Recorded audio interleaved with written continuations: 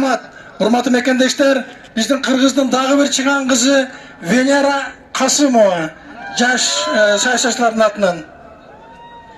Саламатсыздарбы, Кыргызымдын жигиттери, Манастын урпактары.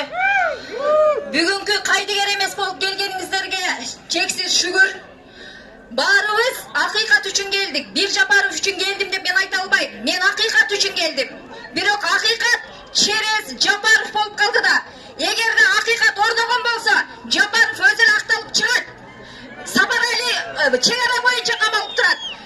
Өзүңүздөр көрүп мына алдындагы камап отурат. Бул да Кыргыздын жигити. Садыр Жапаровдон калбайт. Ошон үчүн Садыр Жапаровго дагы, Сапаралиге дагы биз боштондук кылып беришин сураналы. Садыр Жапаровго боштондук, Сапаралиге боштондук. Биз билбеген дагы канчалаган Кыргыздын жигиттери акыйкатты издеп камалып жатат. Азыр соттолуп жатат. Кызым болуп дагы кармалып жатат. Биз билбеген. Ошол балдарга дагы акыйкат орносун дейли. Дагы айтар нерсем, өзүбүздүн мына Кыргызстандын системасын көрүп отурасыздар.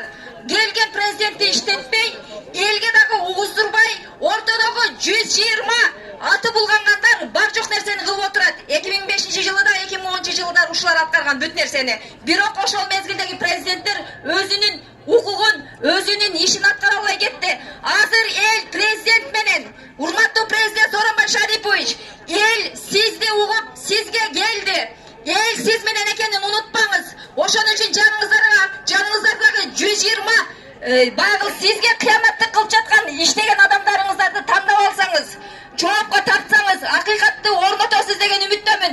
Бүгүн эч жака таркабайлы, урматтуулар. Баарыбыз акыйкатчылыкты ушул жерде дагаса туруп колдоп берели. Рахмат. Урматтуу туугандар, азыр Базар Коргондон келген Надиров деген жигитке сөз беребиз.